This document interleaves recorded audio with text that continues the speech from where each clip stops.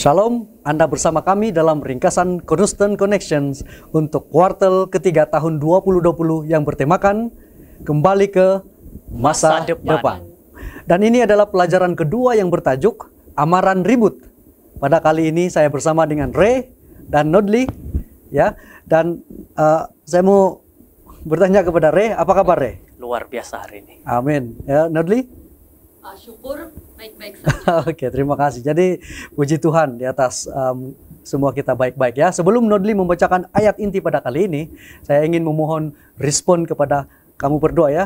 Kamu berdua, dan andai kata kamu menerima amaran dari dokter yang mengatakan begini, sekiranya Anda tidak mengubah cara pemakanan kamu tidak mengubah cara pemakanan Anda, tahap kesehatan kamu akan menjadi parah. Jadi apa mungkin reaksi kamu? Saya berikan peluang kepada Nodli dan lepas itu Ray. Ya, kalau sudah dokter cakap begitu, saya akan menerima amaran tersebut dan mengikut saranan dokter demi kesehatan saya. Oke, Ray. Oke, kalau saya pasti saya terkejut dengan kata-kata dokter. Karena apa yang dikatakan dokter luar daripada pemahaman. Tetapi saya bersedia menerima dan semua saranan daripada dokter untuk mengubah cara makan. Terima kasih. Jadi bagaimana dengan Anda yang sedang menonton ringkasan ini? Apakah mungkin reaksi Anda? Anda boleh kongsikan respon Anda dengan menulis di ruangan komen pada video ini nanti. Kembali kepada ayat inti ya. Jadi saya persilakan Nodli untuk bacakan. Dan setelah itu Ray akan memberikan kita ringkasan mengenai keadaan kerajaan Yehuda pada ayat tersebut. Salam damai dalam Kristus sahabat-sahabat. Ayat inti pelajaran Cornerstone pada sahabat ini terdapat di dalam Yeremia 36 ayat 3. Menuliskan, mungkin apabila kaum Yehuda mendengar tentang segala malapetaka yang aku rancangkan hendak mendatangkannya kepada mereka, maka mereka masing-masing akan bertobat dari tingkah langkahnya yang jahat itu, sehingga aku mengampuni kesalahan dan dosa mereka. Teruskan, Ray. Ya, mengenai latar belakang ayat itu, kita boleh baca dengan lebih teliti di dalam Yeremia bab yang ke-36. Namun, secara ringkas, 2 Raja-Raja 23 ayat 35 sampai 37 mencatatkan Raja Yehuda Yoyakim telah mengenakan cukai kepada semua rakyatnya untuk membayar ufti kepada Firaun Mesir. Pada waktu itu, kerajaan Yehuda telah tunduk kepada penguasaan Mesir. Tambah lagi pada ayat ke-37 mencatatkan bahwa Yoyakim melakukan apa yang jahat di mata Tuhan, tepat seperti yang dilakukan oleh nenek moyangnya. Dengan komentari pendek dalam ayat ini, kita sekarang mengerti mengapa Tuhan mengirim Yeremia untuk menggambarkan Yehuda mengenai malapetaka yang Tuhan hendak datangkan kepada mereka jika pertaubatan tidak berlaku. Jadi bagaimana Nodli, ada respon? Ya, sebagai tambahan dalam Yeremia 36 tadi, Raja Yoyakim ini mempunyai hati yang keras. Dan kalau kita lihat di dalam ayat 4, Yeremia dia telah menyuruh Baruk untuk menulis dalam kitab gulungan apa yang dikatakan oleh Yeremia.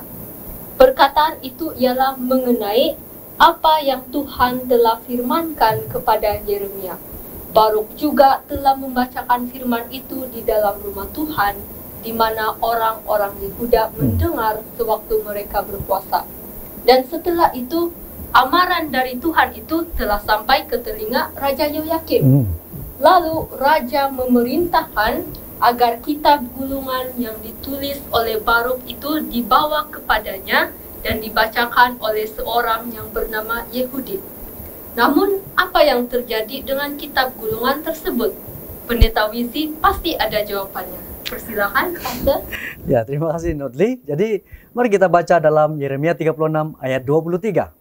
Mengatakan seperti ini, setiap kali apabila Yehuda selesai membacakan 3-4 jalur, maka raja mengoyak-ngoyaknya dengan pisau raut, lalu dilemparkan ke dalam api yang di perapian itu, sampai seluruh gulungan itu habis dimakan api yang di perapian itu. Dengan ayat ini saya bersetuju. tentang apa yang dikatakan oleh Nodli, ya, dan di mana telah Raja Yoyakim mempunyai hati yang keras. Dia tidak mau menerima amaran dari Tuhan. Malahan dia menunjukkan pemberontakannya itu dengan membakar kitab gulungan yang mengandungi amaran-amaran Tuhan. Bagaimana seterusnya, Re? Ya, terima kasih. Amaran Tuhan ini bukanlah yang boleh dipermainkan. Kita tahu selepas itu Raja Babel akhirnya menghancurkan Yerusalem dan mengambil banyak tawanan. Wow, jadi begitu sekali ya kekerasan hati mereka. Jadi terjadilah tawanan disebabkan itu. Jadi setelah melihat ringkasan cerita kita pergi kepada penerapan hidup kita pada masa sekarang. Setiap kita sudah tentu pernah ditegur oleh orang lain dan kita memberi reaksi tersendiri terhadap teguran itu.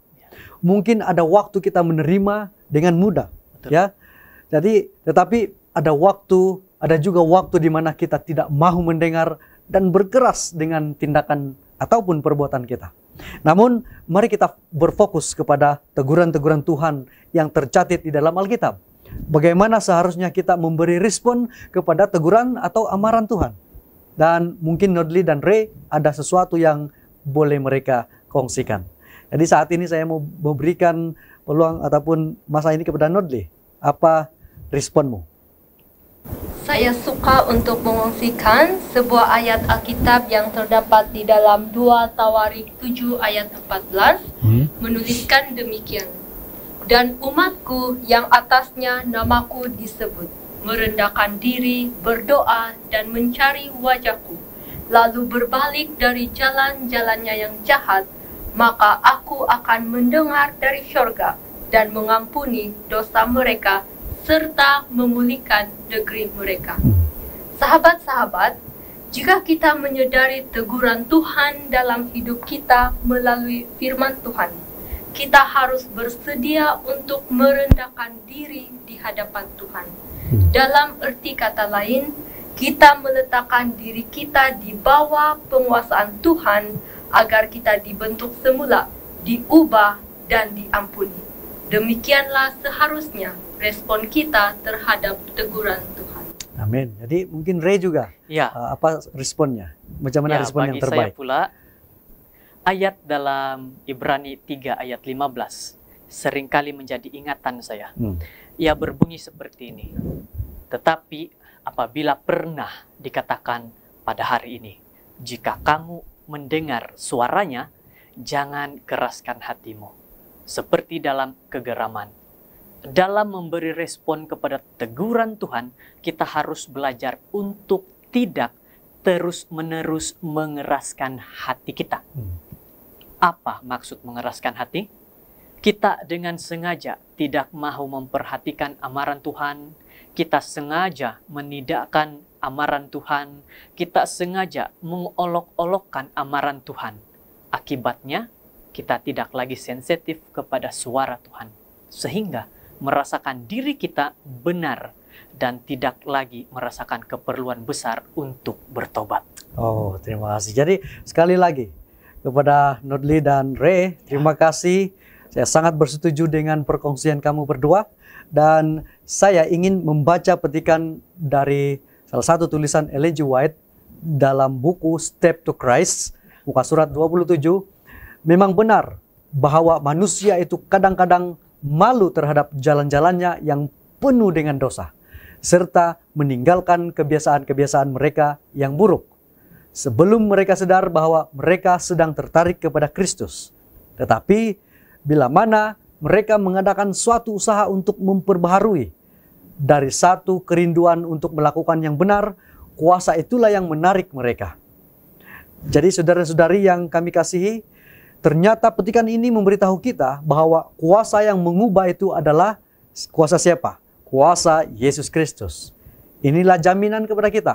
Kita mungkin merasa sukar untuk berubah, tetapi ingatlah, apabila kita memulai suatu usaha untuk memperbaharui hidup kita, kuasa Yesus Kristus terus bekerja untuk kesempurnaan kita. Jadi saudara-saudari, nampaknya kita sudah tiba di penghujung ringkasan. Sebelum kita akhiri pelajaran ringkasan pada kali ini, kami ada satu soalan yang hendak kami tinggalkan kepada Anda. Nodli akan bacakan soalan ini, dan jika Anda ingin mengungsikan pendapat Anda, sila tulis dalam ruangan komen untuk video ini ya. Jadi saya persilakan Nodli untuk membacakan soalannya. Soalannya adalah seperti demikian. Bagi Anda, apakah amaran atau teguran Tuhan yang telah Anda terima secara pribadi sewaktu membaca Alkitab, dan bagaimana Anda memberikan respon terhadap amaran atau teguran itu? Jangan lupa untuk menuliskan jawaban Anda di dalam ruangan komen di bawah. Jadi terima kasih. Dengan itu sekian saja ringkasan Constant Connection kita pada kali ini. Bertemu lagi di dalam ringkasan yang akan datang. Selamat belajar dan Tuhan memberkati.